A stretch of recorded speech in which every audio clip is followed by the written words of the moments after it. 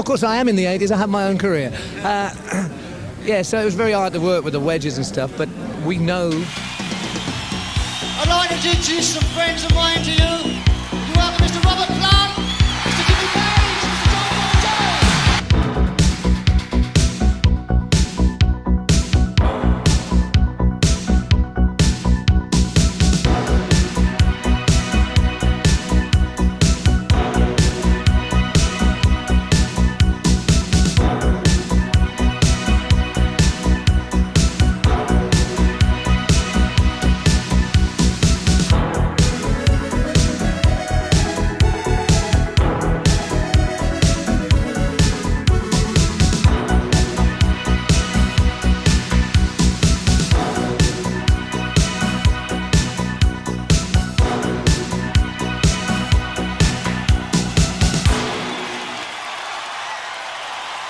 This is Robert Townsend. I'm backstage, and like I said, we're going to talk to Robert Plant in a minute, but everybody's here. Bob Geldof is standing right here. How are you, sir? Hi, I'm Donna Mills, also known as Abby Cunningham from Knots Landing. Fantastic. 7, 6, 5, 4, 3, 2, 1.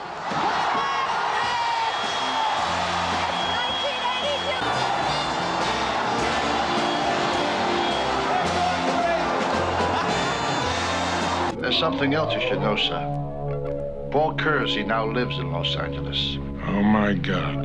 Now you tell me there's a vigilante out there. You believe in Jesus? Yes, I do. Well, you're going to meet him. Bronson is the only punishment. Charles Bronson, Death Wish 2.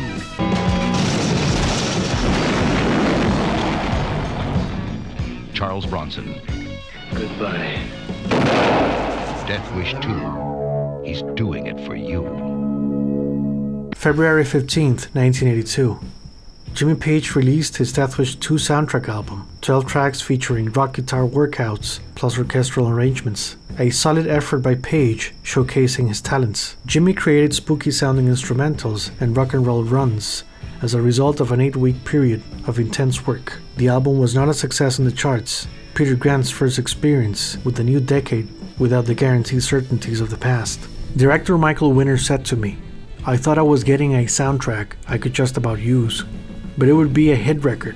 Instead, I got an unbelievable soundtrack that was not a hit record."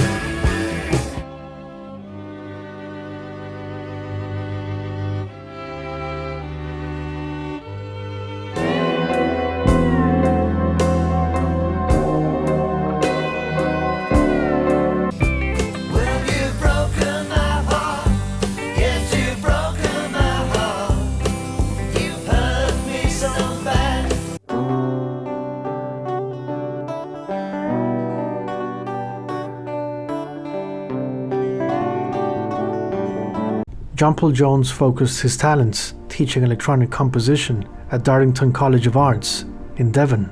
Atlantic Records' Ahmet Ertegun attended Led Zeppelin's June 1980 show at Frankfurt. A verbal agreement was made to renew Zeppelin's contract in '81. John Bonham's death changed everything, but only for a while. Ahmet still expected a new album of some description and paid a cash advance. The band agreed to assemble an album's worth of previously unheard material from the vaults. Ertegun paid an advance, knowing that if it was substandard and we couldn't find enough material for a decent set, then the advance would be refunded. This is the making of Coda. Sorry, wrong intro guys. Here you go.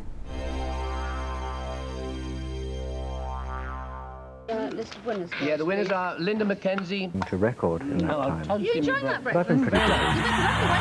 You've been a lovely waiter. Very good.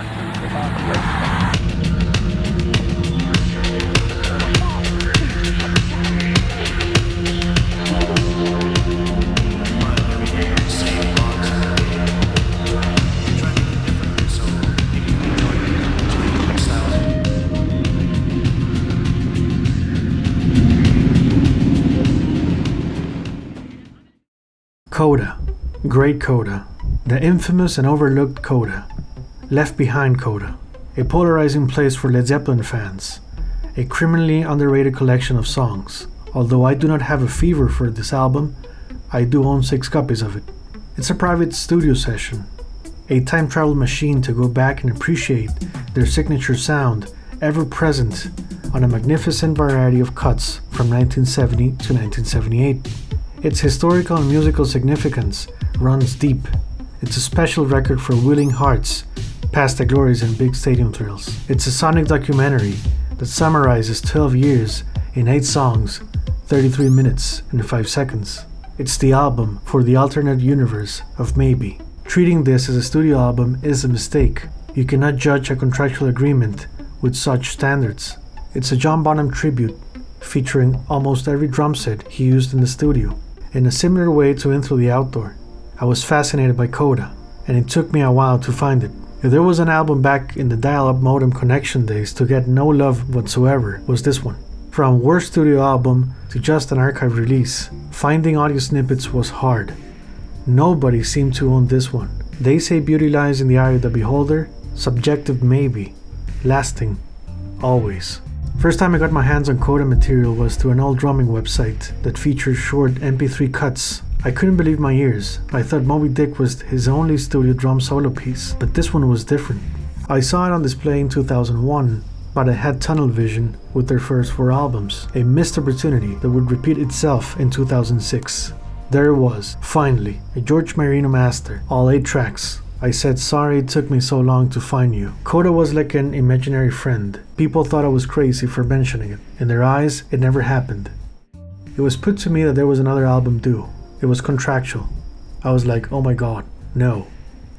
It was an attempt to make something out of very little, or nothing. The word coda, meaning a passage that ends a musical piece following the main body, was chosen as a title. The working centerpiece and starting point for this album was Bonzo's Montreux. I had the multi-tracks of it, and started working on the mixing, making sense of what was originally laid down. I also had this other mix of John's drums without the top-line steel drum effect, which I got through a harmonizer at the time. That one's great for people who love Bonham, just to feel those drums.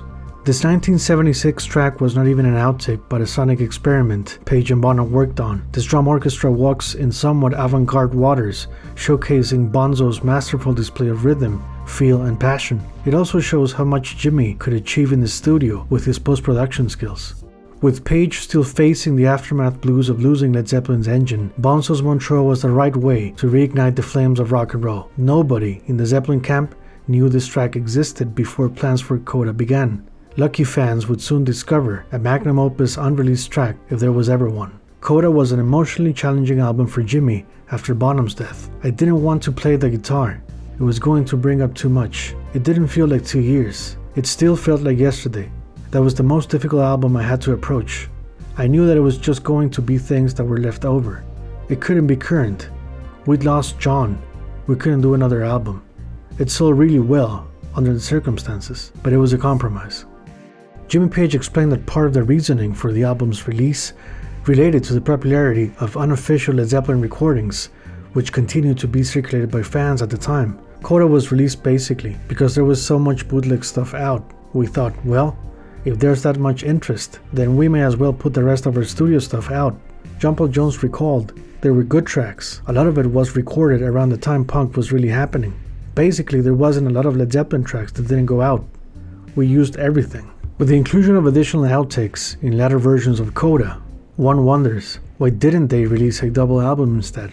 There was controversy with the original release because of 2 songs that were allegedly done in the studio, but many fans identified these as taken from the band's January 9th, 1970 Royal Albert Hall performance. This would be later acknowledged by the band and was probably done so Atlantic Records could accept these tracks as studio material and greenlight the release. Despite Bonham's passing and Jimmy struggling to build a finished product, Atlantic was just being a record label. Business first.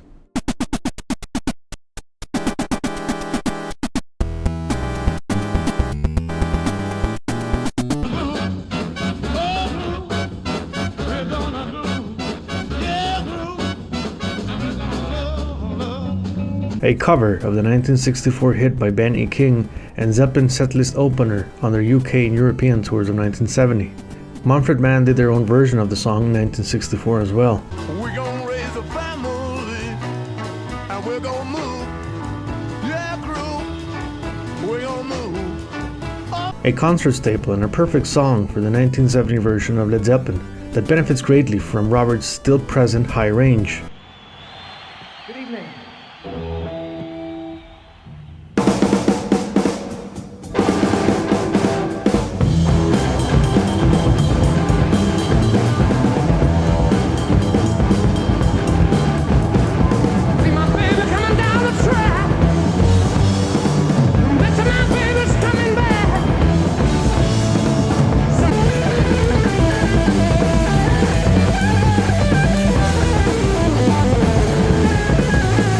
Jimmy added guitar overdubs and removed some of the elements of the original recording to give it a more studio-oriented guitar layer construction to the song. A musical photograph that captures the jam band feel of those first tours, following in the footsteps of Cream and Hendrix, walking towards their own signature powerhouse style.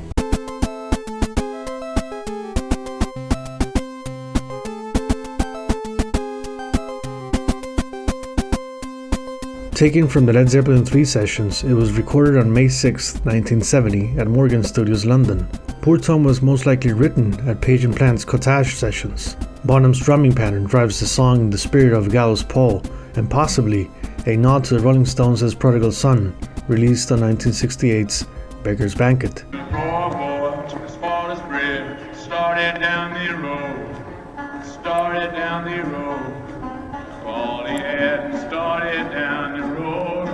Inspiration can also be traced back to American folk guitarist John Fahey's Sunflower Blues from 1967.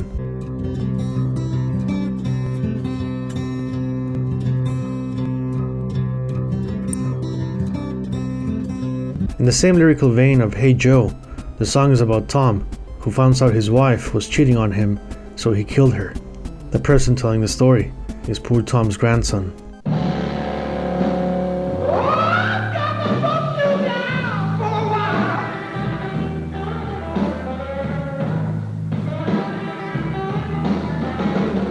The second track, taken from the Royal Albert Hall show, one of their most explosive live tunes that showcased their dramatic take on the blues and a crowd favorite.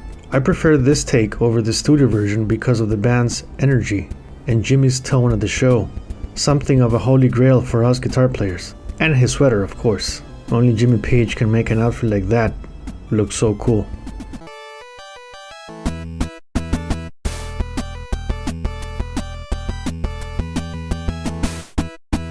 A song that reads into what the 80s could have been for Led Zeppelin. Bonzo's drums break through the speakers with such power. It really puts glam metal and 80s Sunset Strip bands in perspective, and some to shame. Zeppelin could have crowned the 80s with this style, a tight but loose 4 second to none. The instrumental track for Walter's Walk was recorded on May 15, 1972 for their Houses of the Holy sessions using the Rolling Stones mobile studio at Stargroves. Vocals for Walter's Walk were recorded by Plant in late 1981. making this his final recorded performance as a member of Led Zeppelin. Additional guitar layers were added as well.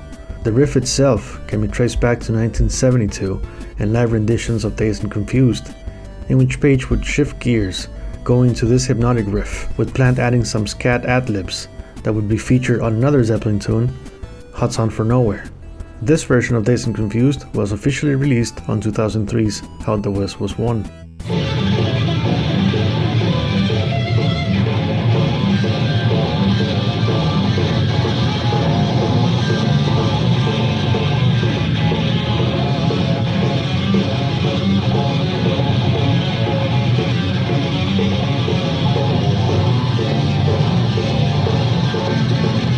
Ozone Baby, Darlene and Wearing and Tearing were recorded in 1978 at Polar Studios. Bonzo's Montreux was recorded in 1976 at Mountain Studios, Switzerland.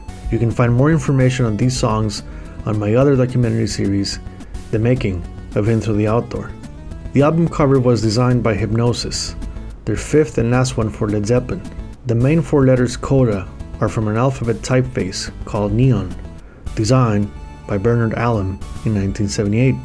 The back cover features an interesting picture of desert irrigation systems.